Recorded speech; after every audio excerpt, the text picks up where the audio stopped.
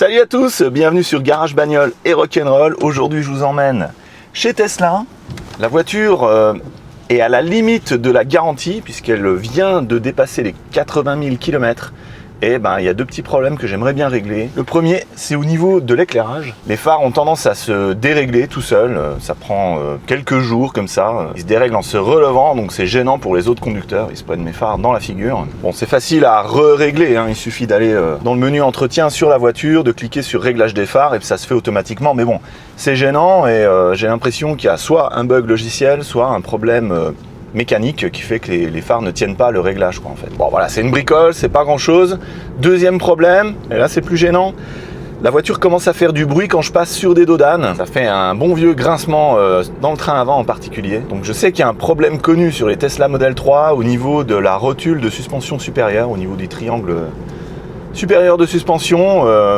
Problème connu sur ces voitures-là, des années là. Donc la mienne est de 2019. Et au bout de quelques dizaines de milliers de kilomètres, ce problème apparaît et puis il faut changer la rotule. Donc là, on va passer sur des dodanes et on va voir si ça fait le bruit.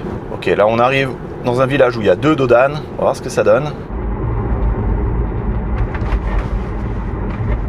Ouais, ça grince un petit peu. Priorité à droite. C'est bon. Deuxième.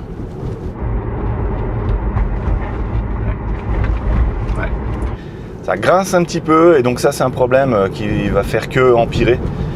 Donc cette rotule il va falloir la changer. Donc j'ai pris rendez-vous au service center Tesla le plus proche de chez moi, c'est au Luxembourg.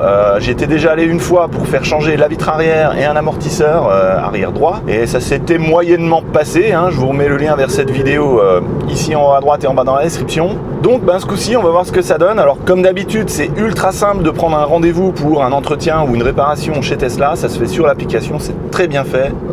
Il nous demande de cocher des cases pour décrire le problème. On a une petite zone de texte où on explique ce qui se passe et puis on échange un petit peu comme ça par texte. Ils envoient un devis, donc là ils m'ont proposé un devis d'environ 250 €. Si jamais c'est pas pris sous garantie, voilà, c'est pas très cher si ça résoudre ces deux problèmes là. Mais bon, j'espère quand même qu'ils vont me prendre ces réparations sous garantie parce que j'ai déclaré le problème avant que la voiture dépasse les 80 000 km. Donc la garantie Tesla c'est 4 ans ou 80 000 km à la première échéance. Mais là, on est à un petit peu plus de 80 000, donc voilà, je ne sais pas ce qu'ils vont me dire. On va voir, on y va. Garage Bagnole et Rock'n'Roll. Garage Bagnole et Rock'n'Roll. Garage Bagnole et Rock'n'Roll. Garage Bagnole et Rock'n'Roll.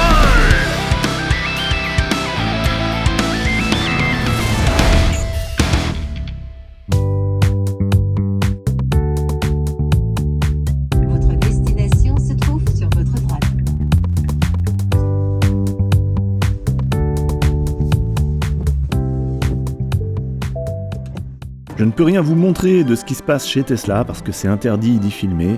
Tout ce que je peux vous dire, c'est que j'ai été très bien accueilli et j'ai été tout de suite cramé. Ils m'ont reconnu. Alors écoutez, me voilà déjà sorti moins de 2 heures après. Ils ont fait du bon boulot parce qu'en fait ils se sont rendus compte que c'était pas simplement l'histoire de la rotule supérieure, mais en fait c'était tous les bras de suspension du train avant qu'il fallait changer. Ils avaient les pièces en stock, ils me l'ont fait, j'ai récupéré la voiture.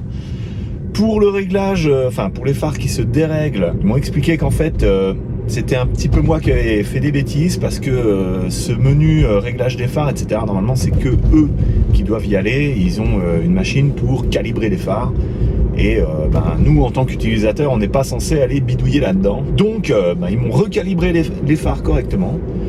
Ils m'avaient parlé aussi que c'était peut-être le genre de choses qui pouvait arriver après une mise à jour. Et je crois qu'effectivement, ça avait commencé à bugger un petit peu comme ça suite à une mise à jour.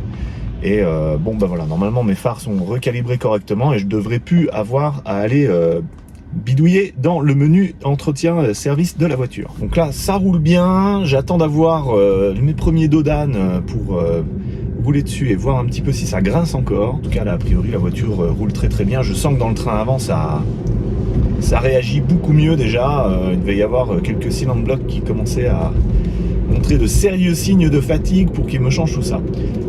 Et très bonne nouvelle aussi, tout est passé sous garantie, donc j'ai rien eu à payer, je suis super content. Ah, et aussi, j'ai refait le tour avant de prendre la voiture. J'ai vu aucune dégradation cette fois. La carrosserie, elle est telle que je leur avais amené. Allez, il n'y a plus qu'à rouler.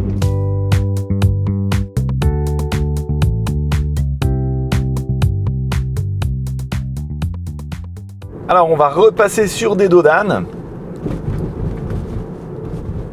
Et on va voir si ça grince encore. Alors voici un. Pas de grincement. Pas de grincement. Super. Bon, pendant tout le trajet, j'ai senti que ça allait quand même déjà beaucoup mieux dans ce train avant. Plus raide, plus dynamique. On arrive au petit village où il y a les 2 ralentisseurs. Est-ce que ça grince? Non. Non. J'ai juste un petit peu les plastiques ici dans l'habitacle qui grincent un tout petit peu. Au niveau du train avant, on est bon. 2e ralentisseur. 30 à l'heure. Impeccable. Bon bah ils ont bien bossé, hein. Ce problème est résolu.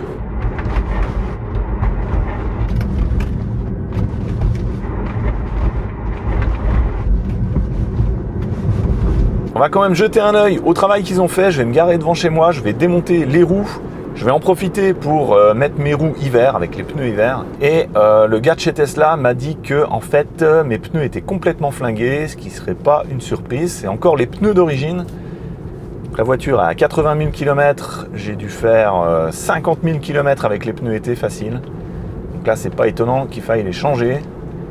C'est une durée de vie tout à fait honorable. On va regarder ça de près.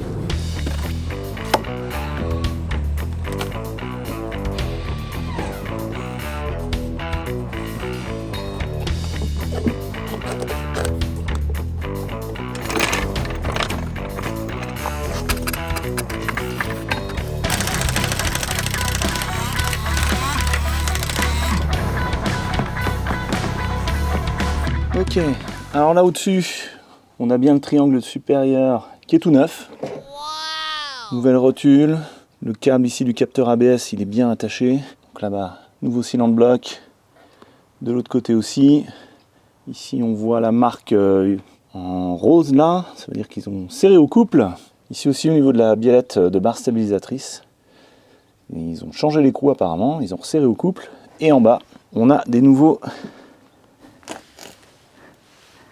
tirant de pont, avec ici, nouvelle rotule de suspension, écrou serré au couple, nouveau cylindre bloc.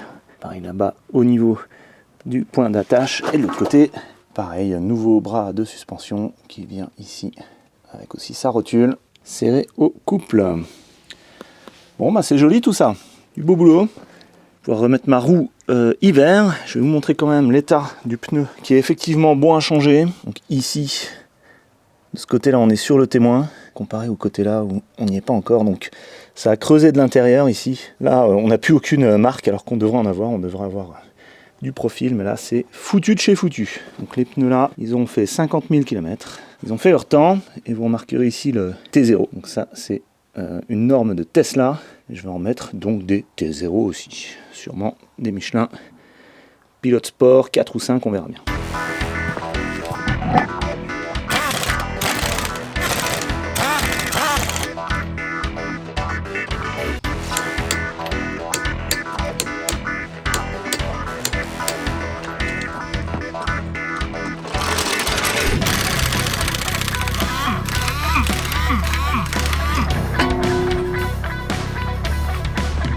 Alors de l'autre côté, c'est pareil, hein.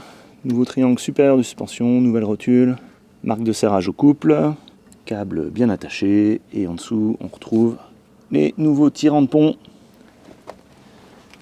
Ça brille, c'est neuf. Comme diraient certains collègues, c'est beau. Donc là on voit bien les marques sur les vis. Donc les gars, ils ont travaillé proprement. Ça fait plaisir.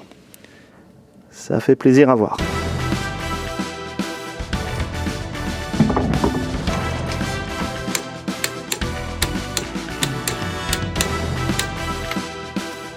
Donc là, c'est ce qu'on appelle un pneu usé jusqu'à la corde. Là, c'est dangereux, c'est vraiment pas le bon exemple que je vous montre là. Ne laissez surtout pas vos pneus s'user comme ça. Voilà, donc au final, je suis très satisfait de ce service Tesla. Ça rattrape un peu la dernière fois où ça s'était passé moyennement. Là, on a pu voir que sur le train avant, le travail était très bien fait, dans les règles de l'art. Au niveau du réglage des feux, je sais pas encore. Alors, dès le lendemain matin, je me suis rendu compte qu'il y avait un problème en allant au travail. Toutes les voitures que je croisais me faisaient des appels de phare. Clairement, je les éblouissais. Et ça, c'est pas cool. Par contre, un truc qui éblouit et qui est super cool, ce sont les stickers de la boutique temporaire GBRNR. Vous avez le logo Garage Bagnole Rock'n'Roll que vous pouvez mettre sur votre voiture et vous avez les étiquettes d'entretien que vous pouvez placer sous votre capot. Vous notez votre kilométrage, la date, tout ce que vous avez fait dessus, la vidange, etc. et le kilométrage pour la prochaine échéance. Dépêchez-vous, il en reste encore sur la boutique, mais ça part vite. Tesla m'a dit de repasser avec la voiture dans l'après-midi, ce que j'ai fait, ils m'ont réglé les phares correctement cette fois, parce que le lendemain matin, il n'y avait plus de soucis. Est-ce que la Tesla Model 3 a un problème de conception au niveau de son train avant ? Difficile à dire. Par contre, ce qui est sûr, c'est que le triangle supérieur de suspension a été remplacé par une pièce améliorée. Vous pouvez voir, l'ancienne pièce, c'était de la tôle, tout simplement, et là, la nouvelle, c'est de l'aluminium moulé. Et là, comme ça, il n'y aura plus de problème d'infiltration d'eau dans la rotule.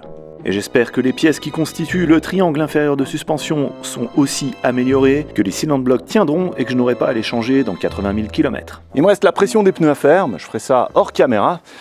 J'espère vraiment que j'ai pas eu un traitement de faveur, parce que, comme je vous l'ai dit, j'ai été cramé là-bas, j'ai été reconnu direct. Il y a plusieurs qui sont venus me voir. Hey, vous seriez pas youtubeur par hasard? Donc voilà, j'espère avoir été traité comme n'importe quel client. Parce que mon but, c'est de vous donner des retours d'expérience qui soient les plus proches possibles de la réalité. En attendant qu'on se revoie, je vous laisse ici une playlist sur la Tesla Model 3.